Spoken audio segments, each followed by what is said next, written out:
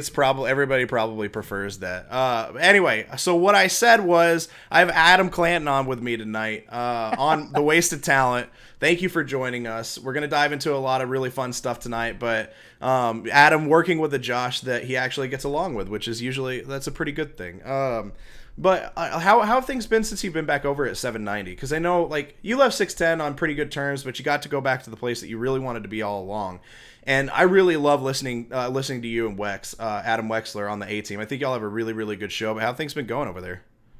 No, I appreciate that. I mean, yeah, I never should have left. I mean, it has nothing to do with 610. Right. 610 for the record. I mean, I don't have any animosity with anybody over there, nothing like that. They took me in a very difficult time, and Ryan McCredden was really good to me. He's the old PD there, and he's moved on. But everybody there, including you, Josh, was just so awesome to me during, it's frankly a really difficult time because, it's a crummy business at times, but I never felt like I should have left the way things went at 790, and Right. inevitably they felt the same way, and just kind of worked out. So without dwelling on it too much, I mean, the easiest thing is to say, yeah, it's going great. It's better than it ever has been.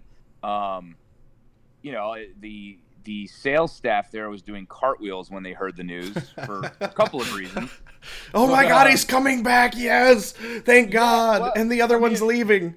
It was funny because, like, almost, I mean, the first day on the air, I had endorsements. So it was, it was a lot of clients that came back just because I did, which was that made me feel good because I always try to, do right by those people, obviously. And, Right. Yeah, I mean, from the sales staff to upper management, I mean, it's a new relationship with those guys. And, which, again, it was always a good relationship with them until the very end. Yeah. And that was some extenuating circumstances, and, they're no longer there. So Everything's it's all good. Yeah, and you know what? The thing that I was most excited about, because we kind of had like a ragtag night crew going on. It was almost like I felt like whenever we were at 610, I felt like we were what were they from? Whenever the Russians attack and they're in Colorado, what the hell is the name of that movie? Red Dawn. And I felt like we were that crew in Red Dawn, and you were Patrick Swayze kind of leading all of us, and we're all just trying to figure out how to live life as like nighttime part-time hosts. But to be honest, like I learned a lot of like being a host and how to prep and how to just communicate and want to entertain. I learned a lot of that from you, so it was good. We had a good crew, but I was really excited because obviously the guy that was the most consistent with all of us and all the night shows at 610 was Joe George, who is now y'all's producer. Very excited that he is y'all's producer, and he just does such good work, and he was being underutilized at his old station. Yeah, no, I mean, when we got over there, the first question, well, I got over there first, and the first question I was asked was about who a co-host would be, and once it was determined that Wex was going to be the guy, right? We had Ross originally, but Ross was he was transitioning himself. Oh no, Ross transitioned too. Well, nobody knows the transitioning story. I was transitioning, I'm not anymore, but Ross was transitioning too. That's interesting. Yeah, but he was transitioning from producer to host. It wasn't so much a sexual orientation thing like you. But no, excuse you. It's not sexual orientation that's transitioning. It is your gender that's transitioning. Thank you very much. Get your 2019 verbiage under control, Adam. My goal was to offend everybody in the world at once, so I'm just ramping it up, man. That's all I'm doing. Well, and the beautiful thing is you're on YouTube and Twitch with me right now, and so there's no FCC that can stop you from saying whatever you want to say. That's the best part. Yeah, come at me on Twitter. I dare you. Don't worry, I'm sure at some point tonight I'm gonna have some kind of tranny questions for you. My favorite thing about Joe being with you guys was I had him on the show not that long ago, and you came up with a new nickname for him. Like we have Trader Joe, we have Joey Two Names, we have Homer Joe, and a bunch of nicknames for Joe George that we love. But my favorite one by far is the one you came up with like a month ago, and that was Joey Jump Ship. Hands down, my favorite Joe George nickname that I've heard yet.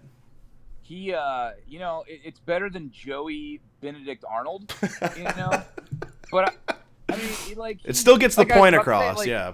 well, yeah, Ross was there, and then Ross was on the way out to just kind of do full-time hosting, and he just had a lot on his plate. He wears a lot of hats, and Yeah. so we were asked, about the producer, and we had some producers there that did a great job for us, but we needed someone that we were a little bit more familiar with, and Joe was the first name I thought of, and Joe was. I mean, I wouldn't say he was pining to get out of 6'10" or anything like that, but it's kind of like what you mentioned. I agree. I think he was a little underutilized, and I just knew more than anything, it wasn't about, taking him or poaching him or him not being happy so much as it was just a good fit. Yeah. Where I knew, like, from day one, he was going to be on the same page with me and Wex about what we're trying to do on a daily basis. And that's not something you can necessarily teach, right, or even, I mean, if it's crazy, because if Wex and I hadn't been doing 1 or 2 nights a week and then a weekend here or there on 610 and met Joe during the middle of the week, none of this would have happened. And right. so it all worked out. Joe's happy, we're happy, and we have a good time every single day. Oh, I love listening to you guys on my way home. The thing about Joe is he could be a full-time host, but he has a passion for producing that, like, I felt like I was a pretty good producer, but I always wanted to be more than that. I didn't want to, to me, in my head, I always told myself, I don't want to be just a producer, which is really, that's wrong. That's a negative way of looking at it, but I wanted to be a host. I was producing until I started hosting, but Joe has a passion for actually producing and trying to build that content. And it's just really hard to find that somebody that's that creative, that has that kind of talent level, that has a passion for producing at that level. But anyway, we'll move away from that. I don't want to wax poetic about Joe George. It's real weird. I already said I was transitioning on the show tonight. Real fast on Ross. I had never heard him host before until, I want to say it was about a month ago. He was doing the night show, or he was doing a show at night before an Astros game, and I was listening to him. He is really, really good at what he does. He is very, very good. Ross is a guy that I would host a show with him in a heartbeat, because he has and this is difficult to do if you know what we do, or you've ever even attempted to host any kind of show. It doesn't have to necessarily be on terrestrial radio. It could be like what we're doing here or whatever.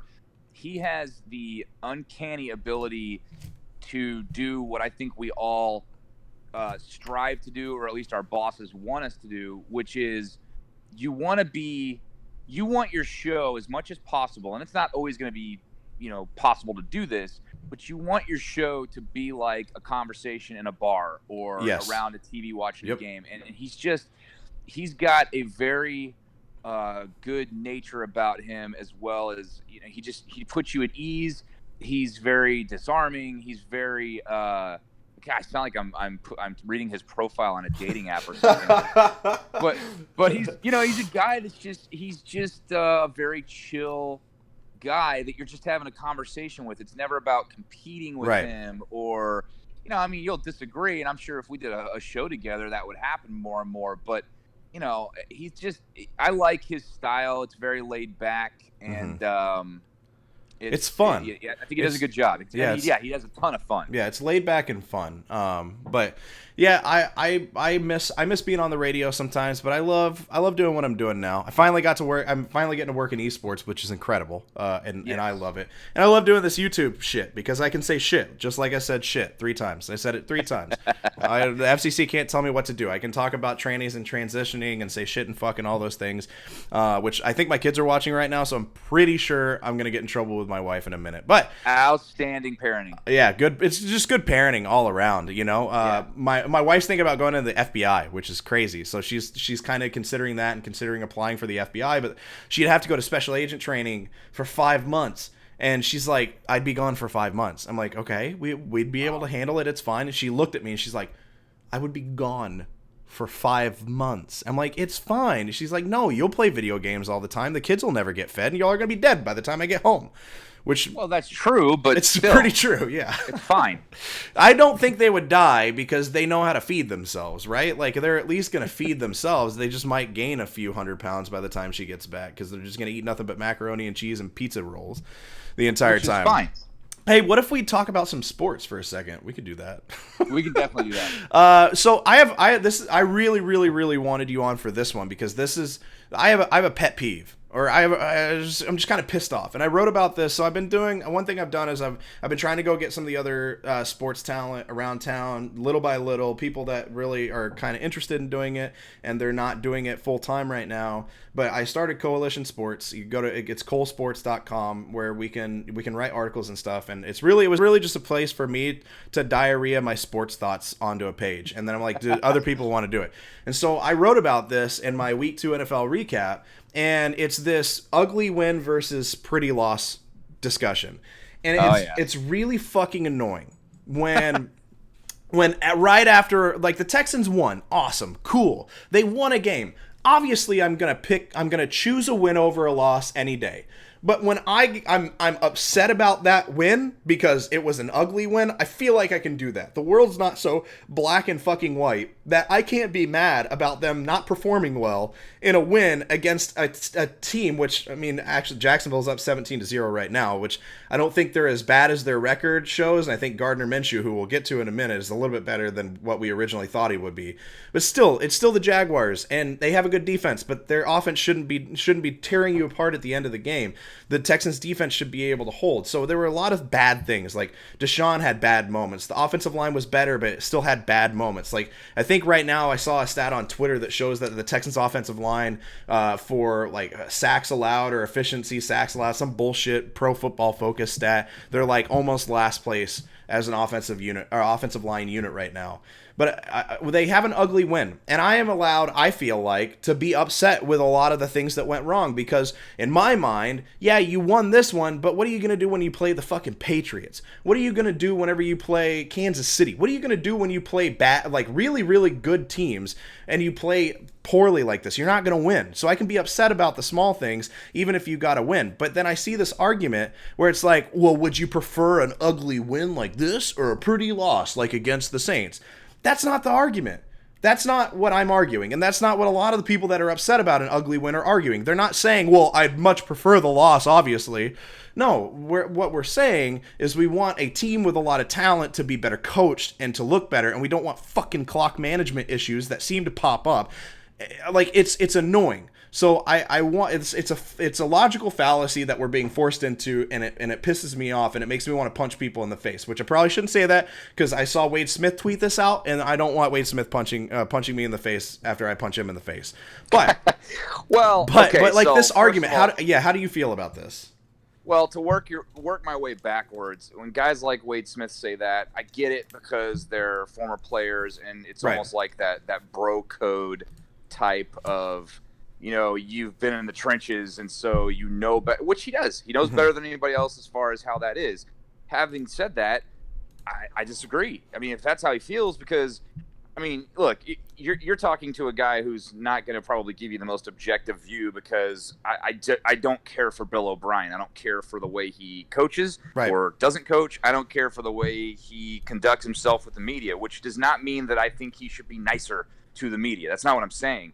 But if you're going to be that arrogant, if you're going to act like you know everything and it is beneath you to even answer certain questions because you're so put off by it, then you might want to have a better record than sub 500, and you might want to have a playoff win over somebody other than Connor Cook. Right. I just feel like, you know, a guy like that who carries himself in a Belichickian way should probably have a better resume before he trots that kind of attitude out there, because people with brains in their heads that don't have deep steel blue colored glasses over their eyes, they already know. They can see right through his BS.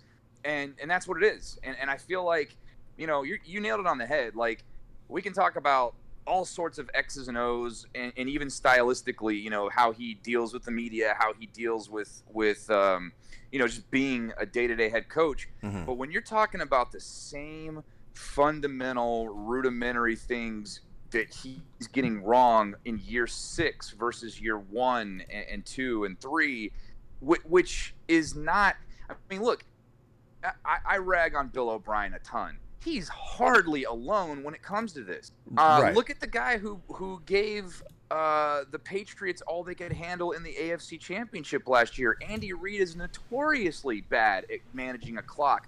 But you know what Andy Reid is really good at? pretty much everything else. Yeah. Including an offense that doesn't get stagnant in the red zone, or as Bill likes to call it, the red area. The red area. I don't even know what that is.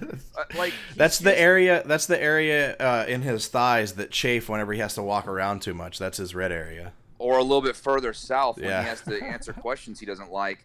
I don't know how I'm supposed to deal with that other than what I do. I don't really have much of a filter. So Yeah. it's kind of, I mean, I want all the teams in town, despite what people would tell you on one side or the other. I want all the teams in Houston to do well and succeed and win championships, plural, because I'm from here. I root for these teams. I don't try to be objective Johnny on the radio. I absolutely am rooting for these teams, and I'll tell you that. But I'm also not going to sit around and act like, you know, teams don't have problems when they do. And Right. I get this a lot, and it kills me because it's so asinine. I get this, you're a Texans hater, you're a Rockets homer. I'm like, what does that even mean? It makes us like the people. I don't understand why people can't take any kind of criticism at all. Like when you have a team we talk about the talent on this team. They've got the best wide receiver in the entire league. They've got a quarterback that could be a top 10 quarterback in this league and will probably be a top 3 or top 5 quarterback in a couple of years. We've got J.J. Watt still on the team, which. I'll wait for this one because I got a hot take, a real hottie, a real steaming hot take. But J.J. Watt's still on the team, and he's a name, and he's still got talent. We've got Justin Reed, who's a little banged up, but he's still on the team. He's got talent. There's a lot of really, really good, talented guys. Will Fuller, Kenny Stills has been good. Carlos Hyde has been surprisingly good, 5th in the NFL in rushing right now. Like that, there's a lot of talent on this team, and so what's frustrating is still having the mentality of them being okay with them looking bad even in a win. Like they shouldn't look bad. And so if you've got all this talent that you keep compiling, that comes down to coaching to me. And the play calling looks good one week and then not, and it doesn't look good the other. Like I don't understand why he goes away from some things when it's working. It's like the short passing game is working, and then he goes away from it, tries to throw those fucking missile screens or those quick screens off in the flats. Like I don't get why Bill O'Brien changes so much shit all the time. And I get it's a game plan offense, and he wants to game plan for the opponent that he's going against, but it's so stupid. And it almost always gets him in trouble. And then like you said, the clock management issues haven't changed at all. You can be bad in one place if you're great in every other place, like you said about Andy Reid. But the problem is Bill O'Brien has little issues in every aspect of who he is. Like he's got little issues as a coach. He's got little issues as a GM. He's got little issues as a manager. He's got little issues as like just as a leader of the team, and all of that kind of compiles and all of that kind of builds up into a shitstorm where they just can't seem to put all the talent together, and it's really frustrating. And we should be allowed to criticize that. You should be allowed to criticize that without being called a Texans hater. It's stupid. Like that. It's the same. I'm just gonna say it. It's the same people that are gonna kill me for this. But J.J. Watt should have been traded in the offseason. Like, I mean, if you're really trying to be Bill Belichick, if you really want to be, like, everybody tries to be Bill Belichick in personality. They try to control the message. They try to control the media. They're really short with the media. Although Bill he wasn't too terrible whenever I was covering them last year. But the persona of what we see and what we perceive when we're not there every single day is a little off, and it's very Belichickian. If you're trying to be Bill Belichick, the personality, it's not going to work out for you. Try to be Bill Belichick, the GM and the coach. And Bill Belichick, the GM, would have traded J.J. Watt in a fucking heartbeat and made it work with Jadeveon Clowney. He would have found a way to repair that relationship, and he would have traded J.J. Watt for picks. I don't know. I mean, that seems extreme. But then when you think about it, when you think about the Patriots, how many times have we seen them offload, insert star, superstar, whatever? And basically, if their name isn't Tom Brady, they're expendable. And if the Patriots felt like, you know, they're going to be you're going to be, you know, committing too much cap space or whatever it is to said person, and they don't think it's going to be good for, you know, it's a very Vince McMahon, Triple H, best for business, that whole thing. That's kind of the vibe I get. And it's a very cold and calculated way of doing things, but it also happens to send them to the Super Bowl like every other year. So, I mean, I don't know. Again, it goes back to the original point, which is I think Bill O'Brien fancies himself part of that, tree, that coaching tree. But it's one thing to have worked for him and have this 10-second clip of you yelling at Tom Brady on the sideline, and that's your claim to fame. It's another entirely to actually live up to that reputation. And look, he's hardly alone as far as a guy who has not been able to hack it once he left, Foxborough, because the list is long and not so distinguished of guys who have done that, and one of them is right here in Houston, residing as the defensive coordinator right now. So we're very familiar with the names, and we're very familiar with the ones that have gone back to Bill Belichick and magically started achieving success again. Yeah, it's frustrating. It's frustrating to watch. And at the end of the day, like I like to think that I have a pretty good logic tree, right? I like to feel like I like to think that I have a pretty good feel for how things are going to play out. Now, I'm wrong about a lot of shit. So like I've never been more wrong about anything than whenever I said Myles Garrett was going to be a bust. But that was more of a thought process where I kind of saw that he was artsy and he didn't really have like that killer instinct mindset, and he had an off senior year whenever he was at Texas A&M. But he was dealing with injuries and stuff like that, and now he's a monster. Totally wrong about that one. But usually I feel like I have a pretty good handle on how things are going to play out. And honestly, like in my head right now, I don't think anything's going to get any better. I don't see the Texans being better than 8-8 this year. Maybe they get to 10 and maybe they get to 9-7, and they might make the playoffs because the AFC South is going to be competitive in a bad sense, where they're all just going to kind of beat up on each other, right? And so right. I see 8-8, 9-7. They go into the playoffs, and then they're out in the first round. That's honestly what I see. And then Bill O'Brien's still going to be the coach here. And he's going to make more decisions that are going to be suspect. And then he's going to go into next season, and they're going to be mediocre again, and then they're going to get rid of Bill O'Brien. So in 2 years, I don't even think we're going to have Bill O'Brien here anymore. And it sucks, because I think he could be a really, really good coach if he could get out of his own fucking head.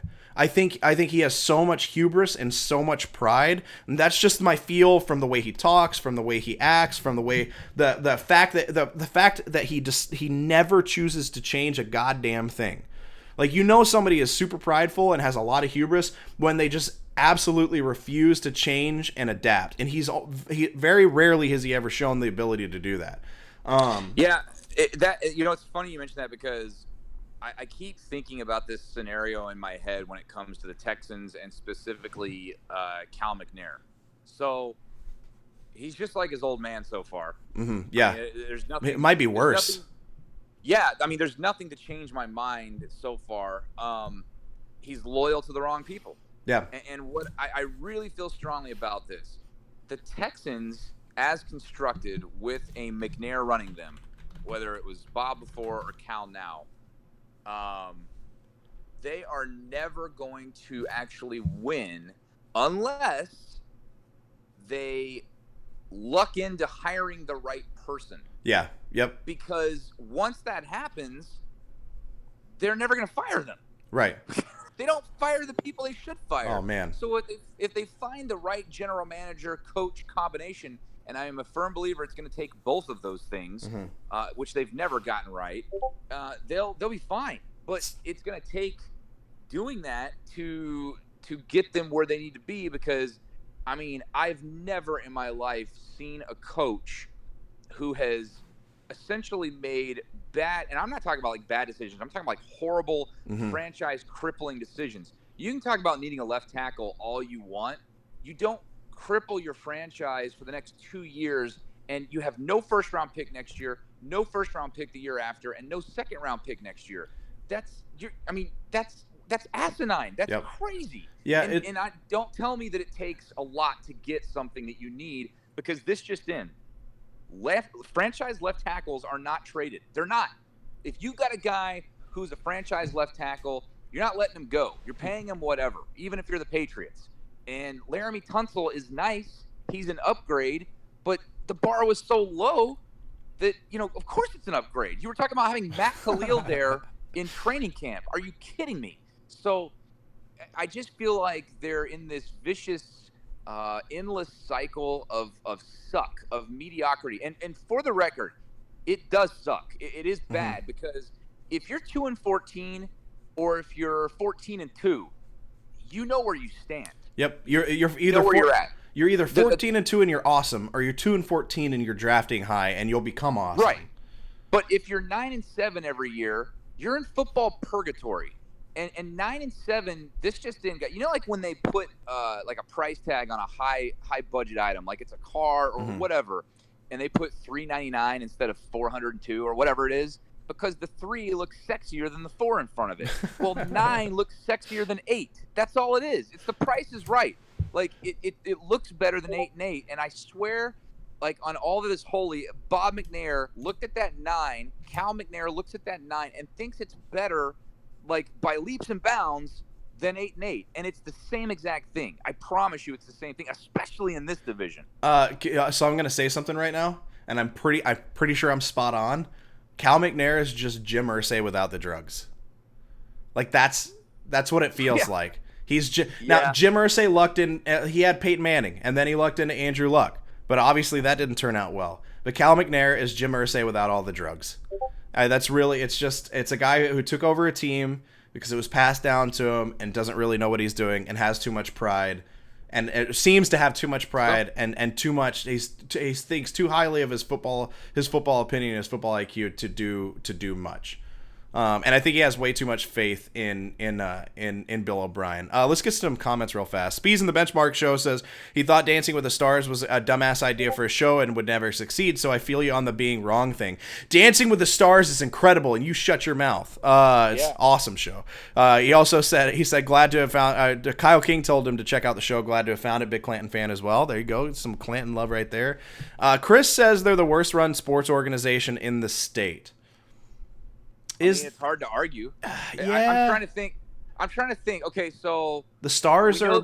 I'm trying to think. Go ahead. Well, I'm saying we know that the 2 other teams in town are run better, and one of them is going to just absolutely wreck shop in the MLB postseason. The Spurs are a very well-run organization. Always will last be. Year notwithstanding. And then Dallas. I mean, say what you will about the Cowboys being similar as far as the coaching.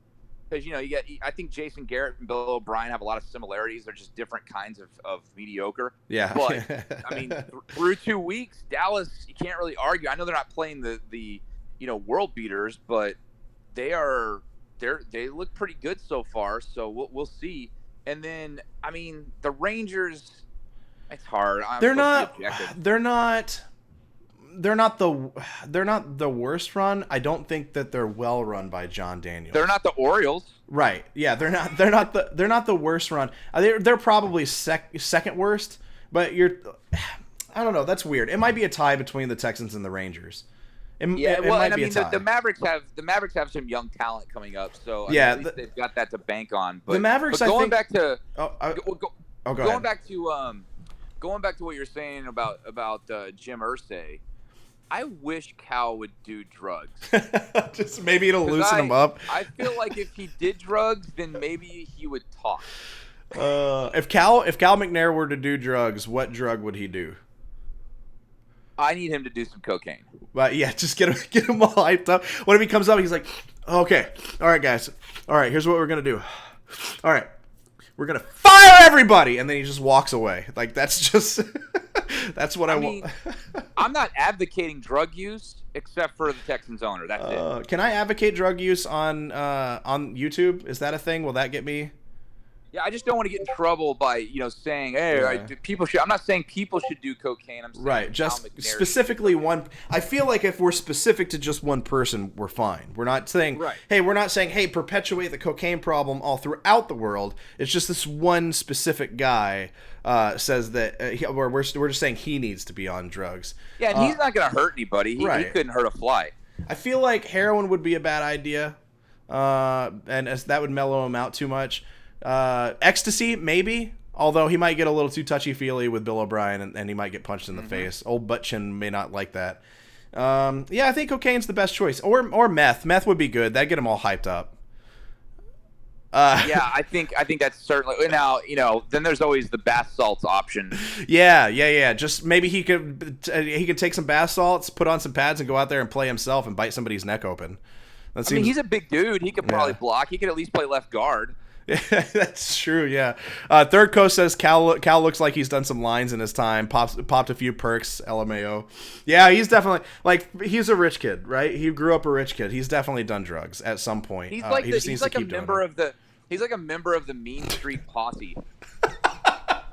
But he's not Shane McMahon, because Shane actually talked and had a personality. He's one of the other guys. He's like Joey Abs or whatever. Oh god, yeah. Though he's one of the ones that nobody really actually cares about. Right. He's just like wall decoration. Oh, that's awesome. All right, so which is kind of what their franchise is, by the way. That's wall decoration. Yeah, the Texans are wall decoration. Well, I mean, when you're talking about, you've got another team in town in the Astros, who we'll get to in just a second, because I was at the game the other night, and I just want to talk about where I sat. It was awesome. But you're talking about another team in the Astros in this town that, like, they're a championship team that's going to be competing for a championship every year for at least the next 5 years, because they have one of the best GMs in all of professional sports. They have a great owner that allows his GM and his manager to kind of just do their thing. Like, honestly, I really, really feel like it's almost like we have the Bob Kraft of baseball owners, where it's just like, look, y'all are the experts. You know what you're doing. Do your thing. And like in Jim Crane, and then Jeff Luno's just a freaking genius magician. AJ Hinch is a really, really good manager, and so like they're competing for championships. And then now you have the Rockets that are going out and making moves for superstars. And I mean, people can say what they will about the moves that Daryl Morey made going into last season. He salvaged it, and there aren't many GMs that would be able to work the magic. Took a little bit of luck, but work the magic that Daryl Morey worked to actually put together a competitive roster for the playoffs after the way that team started. And then you just take those two teams and you juxtapose that to the Texans, and you're just like, ooh, what's going on? A couple things. So, first of all, I agree with everything you said about the Astros hierarchy, other than the Bob Kraft analogy, only because I don't see Jim Crane being the Orchids of Asia. Well, yeah, outside of, I mean, just from a pure sports standpoint, I don't think Jim Crane's getting any Asian massages anytime soon. The best part about that was that he rolled up to the front door in like his Bentley or whatever it was, like no chill whatsoever, like not even trying to disguise who he is. Like Bob Kraft just went in there, and it doesn't look like he got his toes worked on. So as far as the how much would somebody have to pay you to work on Bob Kraft's toes? Oh, millions. It's 7 digits. It's for sure 7 digits. They're not just toes; they're old toes. Yeah, it's probably they're probably like those like old yellow toes. They're just like it's like a little. There's fungus growing. Ugh, never mind. Okay, we're moving on. Ugh. It's like when they got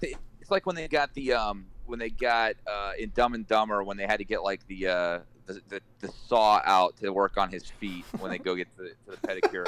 Yeah. Third Coast Sports TV says, I think he was talking about Cal McNair. He says he looks like he roofied a bitch before. But hey, the other thing that you were talking about, like, this is the other thing that always gets me. I love when people in Houston that, again, fancy themselves educated, I'm doing air quotes, sports fans, and they say they look at the 3 major teams. I'm just going to leave the Dynamo alone because Lord knows they're doing enough for themselves these days. It's soccer, so, who cares? They look at the landscape here in Houston, if you will, and they say, well, the Texans and the Rockets are the same team. Where the Rockets ever won? Well, they have won 2 championships, but that was before the Texans existed, so I'll go ahead and write that off. But to even try and compare what Daryl Morey has attempted to do versus whatever that nonsense is that they've been doing since 2002 is a joke. And I mean, it's insanity to me. Like right now, as we sit here, what is it, September 18th, September 19th? September 19th, yep. And you're going to talk to me about comparing 2 organizations' general managers when one doesn't have one. They're literally running the team without a general manager. We all know who it is, which makes it even worse. Yeah. but to trot that out there and try and put the Rockets and Daryl Morey in the same boat as the Texans and whoever's not running their team these days as a general manager is laughable. I mean, literally today, the NBA comes down on Daryl Morey because he was so smart about trying to circumvent the collective bargaining agreement in the NBA that they had to come down on him because they're like, you can't give Nene a $2.6 million base salary and try and pump it up to $10 million with incentives. That's not going to work. They had to slap him on the wrist because he basically took a loophole in their flawed system and exploited it. Yeah, you would never see the Texans do something like that. They just traded Jadeveon Clowney for a ham sandwich. No, so I don't know if you saw this, but I put a clip out of one of my shows. This is exactly what they did. They traded Jadeveon Clowney for Duke Johnson Jr. They traded a former number 1 pick for, and Duke Johnson's been fine. It's fine. That's whatever. But they traded a 3rd round pick for Duke Johnson, essentially. And then they traded Jadeveon Clowney for a 3rd round pick. So technically they traded Jadeveon Clowney for Duke Johnson Jr., and that's the most absolutely asinine. If you look at them separately, you're like, okay, well, maybe a 3rd rounder is a little bit too much for Duke Johnson, and maybe a 3rd rounder for Jadeveon Clowney is not that great, but we can explain it away because they needed a running back, and the relationship with Jadeveon Clowney wasn't going to be salvaged, and at least we get a young, talented guy who maybe he was a former 6th or 7th round pick, but he's a pretty good dude, and he's pretty good at football. Well, no, this is what you did. You brought in a running back who's not that great overall. He has some good stats. He has some good advanced stats, but he's a 3rd string running back for his team. And then you got rid of a former number 1 pick, a Pro Bowler, 3-time Pro Bowler in Jadeveon Clowney. And now how does the defense look? Where's J.J. Watt's stat line, by the way? Huh? Like, how many sacks does J.J. Watt have this year? Like, it's insane. I'll do you one better. They essentially, I mean, you could have done the same deal with Miami, but Jadeveon's sitting over here with his agent like, I don't want to go to Miami. Okay, right. Fine. Guess what? Call his bluff. Mm-hmm. You don't have to trade him at all. And you know what? You could have done the same exact scenario next year, and it's not the Texans' fault. It's not Jadeveon Clowney's fault. It's, again, the collective bargaining agreement, which the players signed off on. Yep. You can't sit here and tell me you had to trade Jadeveon Clowney. I don't care. I mean, Aaron Wilson came on our show, and he said, essentially, well, this is his quote. He said, the relationship between the Texans and Jadeveon Clowney is unsalvageable. Yeah, and I was listening whenever he was on the show. I mean, he said that, and I was like, at first I was like, well, yeah, I mean, that sounds about right. And then I'm like, well, wait, why? Why does it have to be? Because fair or not, and it's not fair to Jadeveon Clowney. I don't care what you think about him, good or bad. It's not fair the way it's, but them's the rules. You know, life isn't fair. And if I'm the Texans, I'm like, screw you. I dare you to not show up and not collect your game check each and every week, because at a certain point, unless you want to become Le'Veon Bell, you're gonna come play. I guarantee it.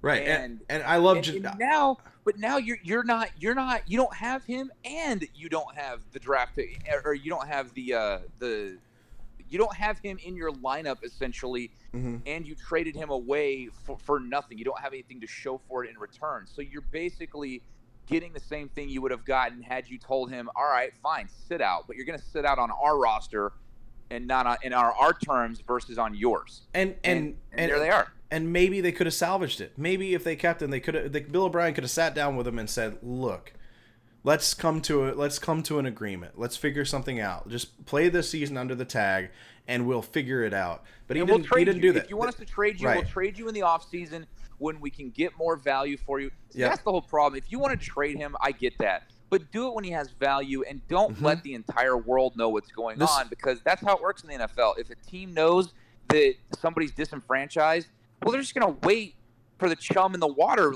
because there's no reason, there's no incentive for teams to do business with you when they can just get you anyways once you're released or whatever. And in this case, he's like sitting here saying, and look, give Jadeveon Clowney credit, because he kept his mouth shut for the most part, and then he played the team that was dumb enough to do this. Yeah. And he's in a good spot. He's in Seattle, and they're going to probably go to the playoffs, and he's going to have a great year.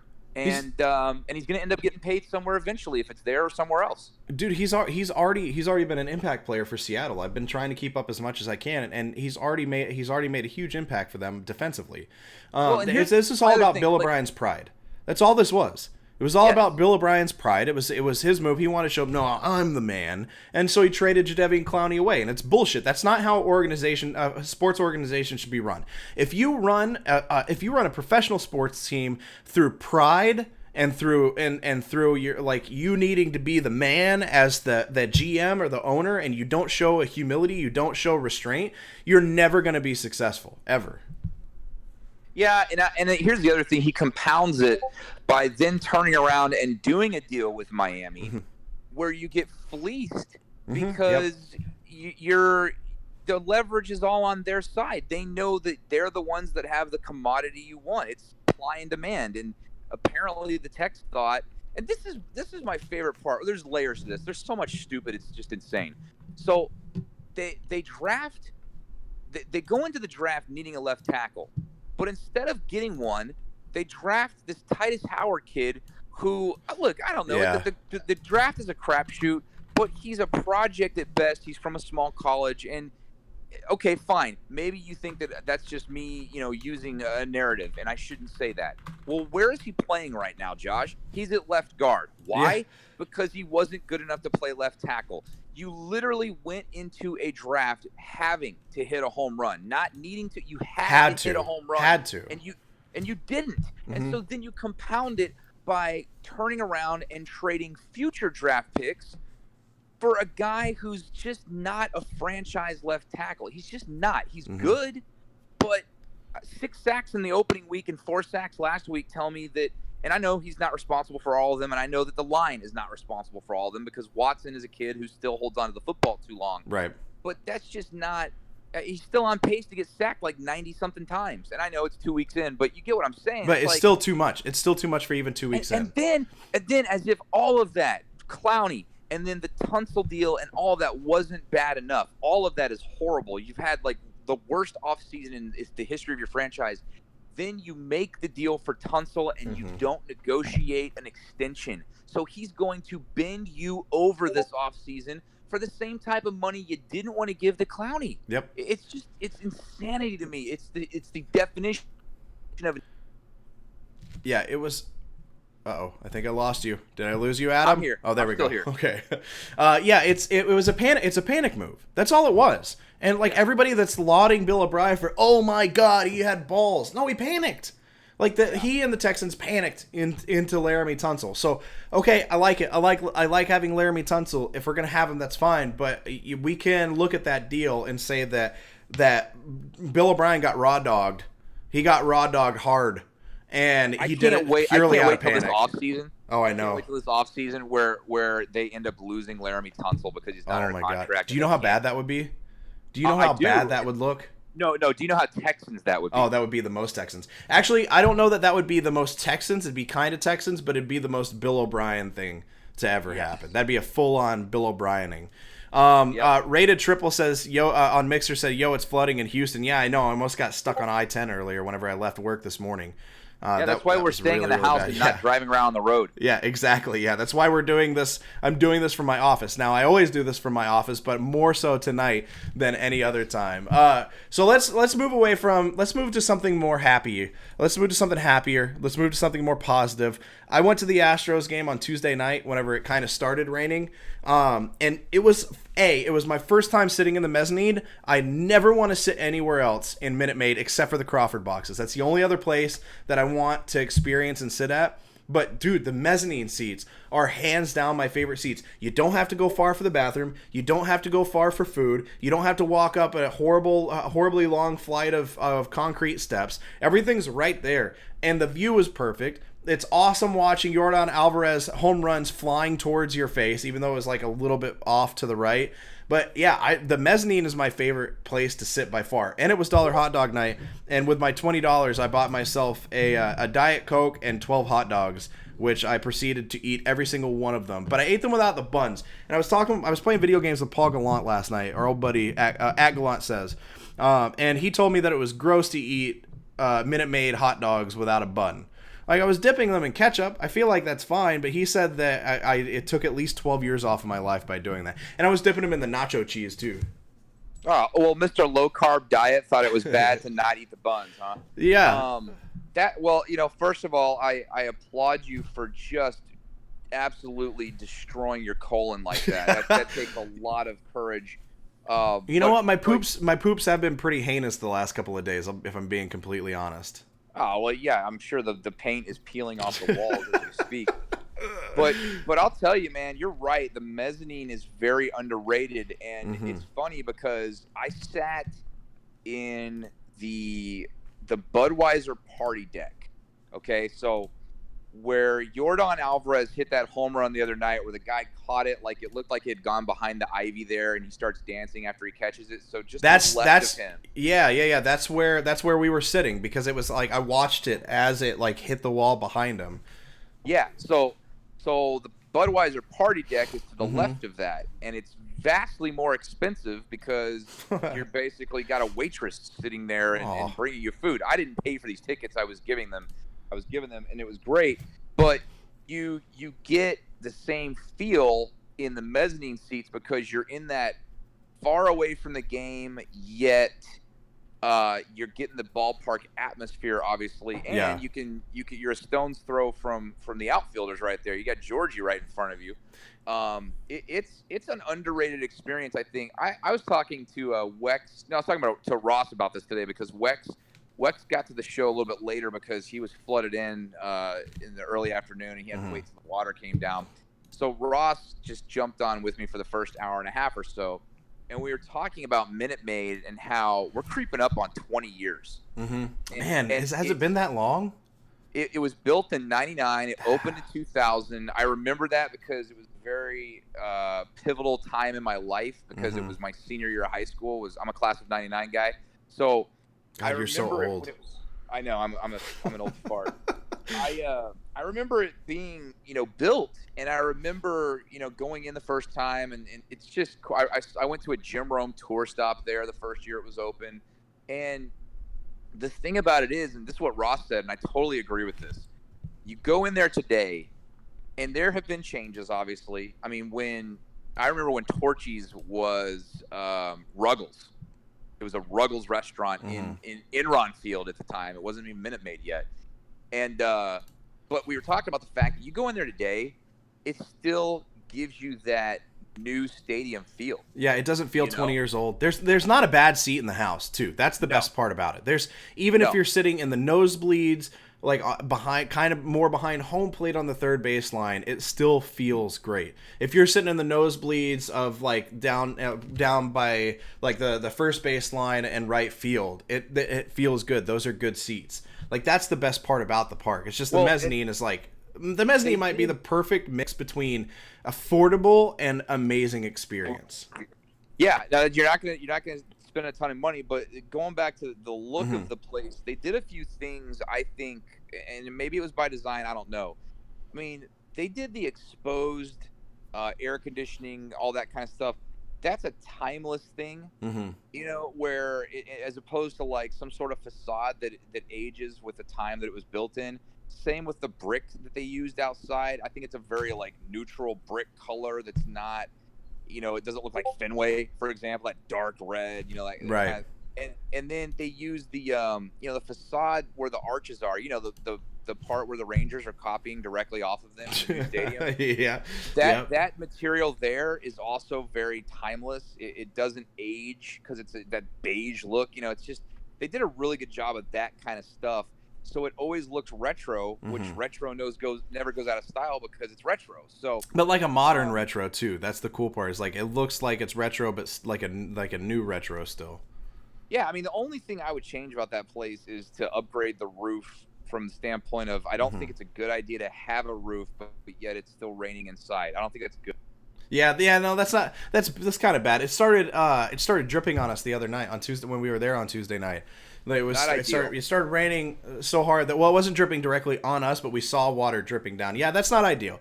Maybe fix that. Probably. They tried to do the wave on Tuesday night, and I was steadfast in my resolve to not do the wave. I will never do the wave. I stopped doing the wave when I was 12. It makes no sense. The wave is stupid. Sit there, pay attention to the game, and don't distract the players that you're there to watch.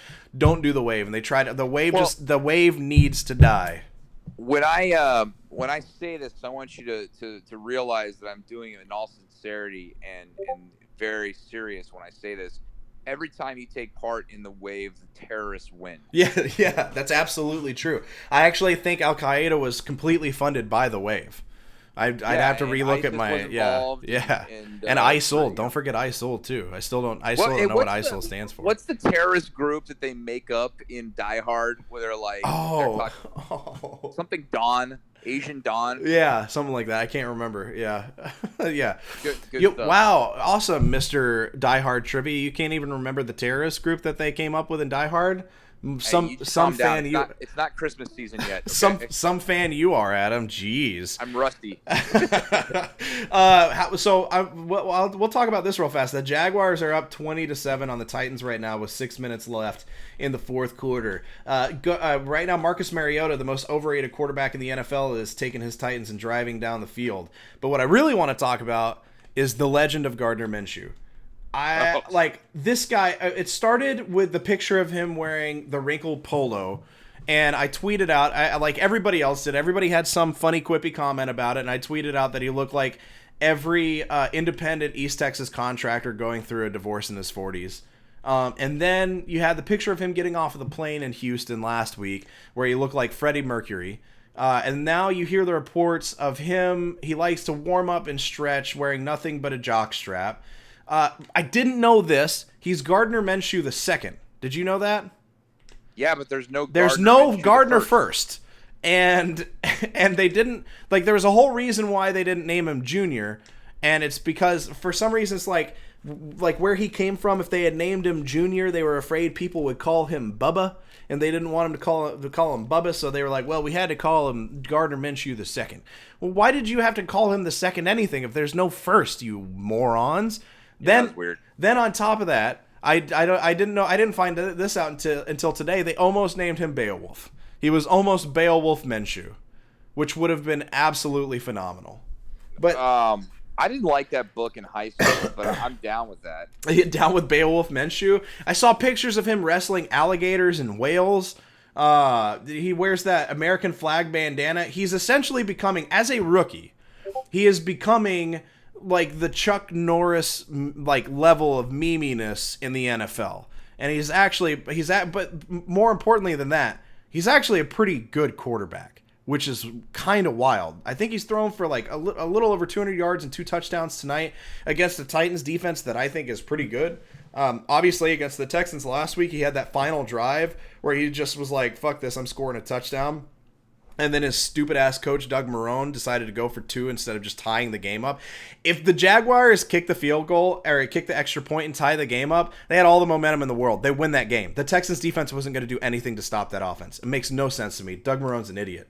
But yeah, that was a very interesting ending to that game. And hold on. Sorry, I don't mean to interrupt. I'm pretty sure Marcus Mariota just tripped himself with his own foot on third down. That's awesome. Yeah. Hey, remember when the Titans were going to win the Super Bowl after week 1? That was awesome. Oh, yeah. Hold on. Let me see if he gets tripped up by the offensive lineman. Oh, yeah. No, never mind. I thought he tripped on his own foot. He got tripped by the offensive lineman. Still, they're all morons. He'll do it. Yeah, he'll do it. Anyway, sorry. Yeah, Gardner Minshew, go. Oh, well, yeah. I mean, a couple things about him. First of all, the only thing that's missing to kind of complete this whole circle of whatever this is, I need him to show up in like a MAGA shirt at a press conference. It would totally fit, the whole profile. But the other thing is, he got like, was it just me or did he get like oversaturated like quick?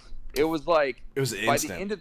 By the end of the weekend, I was like, all right, I've seen the picture enough. Like, geez, but that whole ending of that game, and really that game in and of itself, is such a microcosm of what's wrong with both teams. Yep. Like, you've got Doug Marrone essentially trading Jalen Ramsey in the middle of the game because of what happened. And you've got the just awful two offenses the way that things were going. That was not a good game for Deshaun Watson. No, but it was a bad game for him. But I want to credit the Jags defense at least a little bit for having something to do with that, and That's definitely Jalen Ramsey for locking down DeAndre Hopkins. I mean, I think there's a reason that DeAndre Hopkins, he'll be, I guess, somewhat complimentary of the opposition at times. It's very rare that he specifically mentions a guy by name, and he and Jalen Ramsey have gone back and forth in the media before, but they're also if you ever notice, they're very respectful of each other when they do it. They'll talk trash, but it's it's fun trash. It's so I feel like it's his calling to be a Texan. Yeah. I know it's not going to happen this year, but it might still happen. And they're dumb enough to trade a first rounder for him, because they're the Texans. But I feel like that's just something that could happen in the foreseeable future. It made me happy whenever I saw, I think it was either Instagram or Twitter, where they had that back and forth between the two of them, where Jalen Ramsey was like, "Hey, I hear all the stars are meeting up in or all the stars are meeting up in Houston," which I thought was really, it was cool. when the Russell Westbrook trade went down. That's I really do feel like it'd be great to have Jalen Ramsey apart. I just don't know how much it would cost them. And honestly, do you trust Bill O'Brien to make that happen? No, he'll ruin it, but it'd be fun to see it. Okay, final question before I let you go, because I know we both need to get some sleep. Actually, I'm probably going to go play video games for the next 3 hours and be irresponsible. But I know you need to get some sleep, and you've got a sick kid that you need to go help take care of. So I have one question. What's the weirdest bathroom experience you've ever had in your entire life? Because I had one the other day where I was in there, and a guy walked in and started having a conversation with me, not knowing who I was, while I was pooping. And it was at work. It's not somebody that works in my office. He's a really nice guy. But no, he's not. He did that. He had no idea who I was in there, and he was just like, "Hey, how you doing? Pretty good weather today." And I'm like, yeah, I don't like talking in the bathroom when I'm washing my hands. I especially don't like talking to anybody when I'm pooping. So it was a really weird experience. So what's the weirdest bathroom experience you've ever had? I don't know that it was weird. I'm trying to see how I could do this, and there's really no good way without me getting stabbed. So I'll text you off the air, and I'll let the listeners guess about what happened. I'm guessing it involves your wife. No. Oh, it doesn't? That's the part where I get stabbed. Oh, God. That's what. Now I understand why you're getting stabbed. I'm not saying it was recent. I'm just saying, I'm saying that I'm married to an Italian. Oh, shit. Okay. Hey, I appreciate you coming on, man. I had a lot of fun. Oh, yeah. I had a blast. I'll definitely have to have you on again soon. When the Texans continue to fail us, I'll have you on again for sure.